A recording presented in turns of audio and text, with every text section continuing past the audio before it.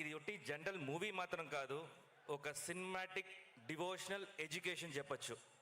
జనరల్గా మీరు వచ్చేసి ఒక మూవీని డీకోడ్ చేయాల్సిన అవసరం లేదు.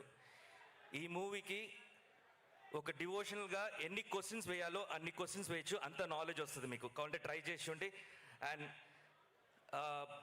భక్త కన్నప్ప కొన్ని సంవత్సరాల ముందు తీశారు, ఈ కన్నప్ప కొన్ని 100 yearsకి మిగిలిపోద్ది. Mark my words. అండ్ ఇంకొక విషయం చెప్తున్నాను, ఇది మా మూవీ ఇండస్ట్రీకి మాత్రం కాదు, ఒక పొలిటికల్ టీం కాదు, మనందరికీ, ఒక సొసైటీకి ఇది ఒక మెసేజ్ నేను చెప్తున్నాను. ఇది గుర్తుపెట్టుకోండి. కన్నప్ప పేరు వచ్చినప్పుడంతా ఈ వర్డ్స్ కూడా గుర్తుపెట్టుకోండి.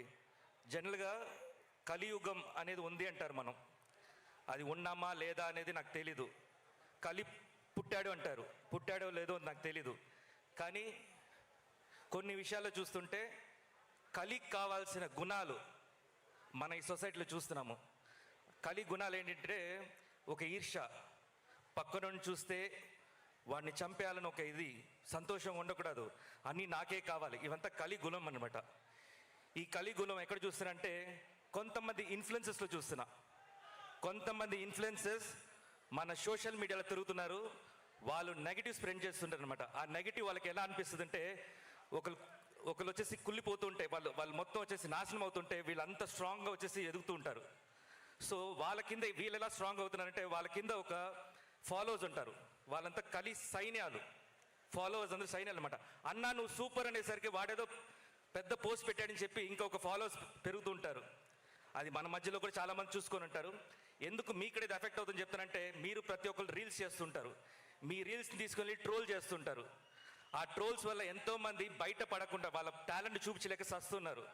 మా ఇండస్ట్రీ ఒక పక్కన సస్తుంది, పొలిటికల్ టీంలో చాలామంది వచ్చేసి మంచి పని చేయాలంటే వాళ్ళు సస్తున్నారు.